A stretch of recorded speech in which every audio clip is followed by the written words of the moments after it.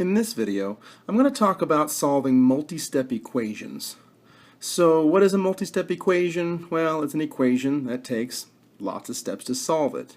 And by lots, just more than 2 steps, because we have one-step equations, 2-step equations in the previous videos, and now a multi-step equation.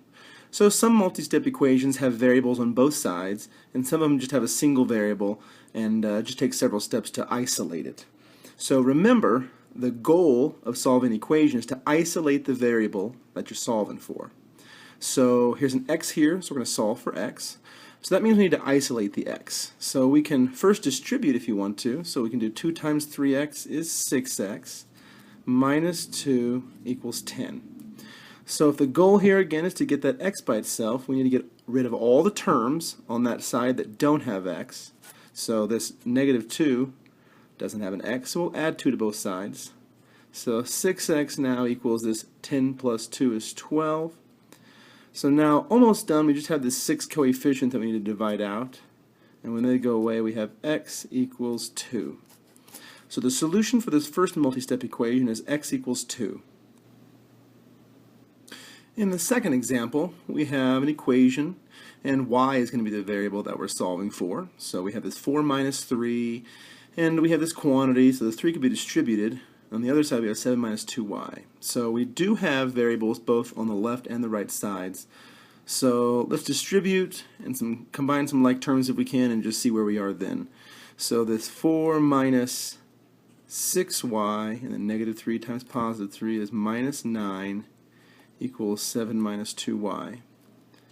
I notice now on this left side I have a 4 and a negative 9 that are considered like terms because they're both just constants. So we can say negative 6y minus 5 equals 7 minus 2y, because this 4 minus 9 makes this negative 5. So we need to decide now which side should we put the variables on and which side should we put the non-variables on. So I know most people like to put the variables on the left side, so let's go ahead and do that. So we'll add 2y to both sides. So for the right it cancels out, and on the left you have negative 6 plus 2, so that'll be negative 4y, and then everything else stays the same. So minus 5 is still on the left, and then the 7 is still on the right. So we have our y's together, but now we need to get rid of this guy so our y's can be together alone on the left side. So our 5's cancel out, so we have negative 4y, and then 7 plus 5 is going to be our 12. Okay, so we'll scoot up a little bit. Now we can divide both sides by that coefficient. So the negative 4's are going to cancel out, and you'll have y all by itself. 12 divided by negative 4 will be negative 3.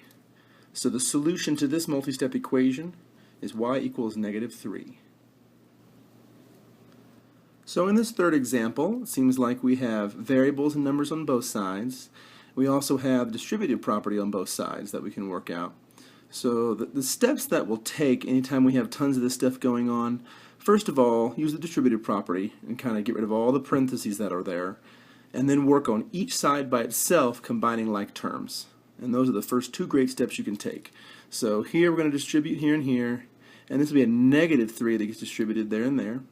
So 5 times 2m will be 10m, and then 5 times negative 3 will be negative 15, and then we'll have the plus 7 that comes along for the ride. On the right side we have this 2m that's just coming along for the ride, and then the negative 3 gets distributed through here. So negative 3m, and then a negative 3 times a positive 4 is a negative 12, and then that minus 7 again just kind of comes along for the ride like the other guys did. Okay, so on each side independently now we're going to combine like terms, so the negative 15 and the positive 7. So that can be 10m, and then I'll have minus 8 whenever I take negative 15 plus 7. On the right side I have some m's right here, and then I have some constants over here. So 2m minus 3m will make negative 1m, or I can just put minus m. And then the negative 12 and the negative 7 will go together, they're both negative, so you add them and keep the sign of the negative, so negative 19. Okay, so here we're going to add m to both sides, and then those m's are going to cancel. So the reason was because we wanted all the m's together on one side, so we have now 11m minus 8 equals negative 19. So we've almost got the m's by itself. We just need to add 8 to both sides to get rid of this constant that's over there with the variables. So it'll be 11m equals, and it looks like negative 11 right there. So then when we use our division property of equality, the 11's cancel, and m should equal negative 1. There we go. Move that up just a little bit so you can see what's going on there. So let's kind of look through what we just did. So distributive property will give you lots of terms. Now we're going to combine all the like terms that we have on the left and the right. So worst case scenario, what we have is a variable and a number on one side and a variable and a number on the other side. So we're working with 4 terms, 2 on each side. So then we have to decide, well, let's put the variables on one side, and then put the numbers on the other side. And once we do that, then we can just divide by the coefficient of our variable, and we have our solution. In this case, m equals negative 1. In this fourth example, we have what kind of looks like a proportion, because we have a ratio or a fraction on one side, and it's equal to another fraction, or what we call a ratio on this side. So if we have a proportion here, we've got a variable here and a variable here. So we could go about cross-multiplying in order to get rid of all the fractions, because in order to solve a proportion, you can use cross products. The extremes equals the means. So when we do this, and this is a good strategy anytime you see a proportion, very good strategy. So we're going to multiply these together first. So we have a 3 from here times this 3 and then this quantity equals, we can multiply those together. So the 5 from here and the 3n minus 6. So now we've gotten rid of the fractions, because it was just a single fraction here and a single fraction here. So cross multiplying is definitely the way to go on that one. So let's just take those 3's together. So we have 9 times the quantity, 2n minus 5, equals 5 times the quantity, 3n minus 6. So on either side we can distribute. So we'll have 18n minus 45, and then that's going to be 15n minus 30. Okay, so when I go through, just like we've been doing, I'm going to add the numbers and the variables. So put our variables on the left, our numbers on the right, so they cancel from over here. So 18n equals 15n plus 15. And then I can subtract this 15n from both sides to get them away from the right and onto the left. So 3n equals 15. And that's pretty easy. I mean, you can look at that and tell. We'll divide both sides by 3, and n will be 5. So in this case, we had a proportion-like equation. So we can use cross products to set up our equation. Then we can solve our equation, and n equals 5 is the solution for this example. In our final example here, we've got some fractions.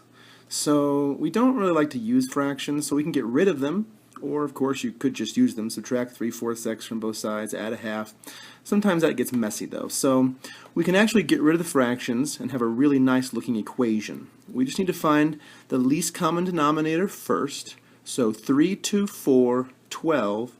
So it seems to me like the lowest common denominator is going to be 12. So here's what we do here. We're going to multiply both sides of the equation by 12. And that's going to be the multiplication property of equality, which says we can multiply one side of an equation by one thing as long as we do it to the other side and everything stays nice. Which means we'll distribute this 12 through both of these places. And since 12 is the lowest common denominator, it will cancel and get rid of all these denominators here. So we can think of this as 12 over 1 times 2/3 x minus 12 over 1 times 1/2. And if you're really good at fractions, you don't have to write all this stuff out. So 12 over 1 times 3/4 x plus 12 over 1 times 1/12. Okay, so you're going to notice tons of stuff's going to cancel here. So 3 cancels there, which makes a 4 and a 1. This makes a 6 and a 1. That's going to make a 1 and a 3. And these will just go away to make 1s. So as we step through this, I'll have 1s in all the denominators. So the numerator will be 4 times 2x, so 8x, minus 6 times 1, so minus 6. And then 3 times 3 is 9 with the x, and then plus 1. So it seemed like a lot of work since I wrote all these fractions out. I mean, if you're good with fractions, you certainly don't have to do all that business. You could say 2/3 of 12 is 8, and half of 12 is 6, and 3/4 of 12 is 9, and 1/12 of 12 is 1. So if you have good number sense that way, man, don't do all that business. That's a mess. So anyway, let's go ahead and finish this guy. Subtract 9x from both sides. So negative x minus 6 equals 1. And then I can add 6 to both sides. Kind of run out of room here. So those cancel. So negative x equals 7. So then I'll divide by that negative 1. So our negatives cancel out. So we have x equals a negative 7 there for our final answer.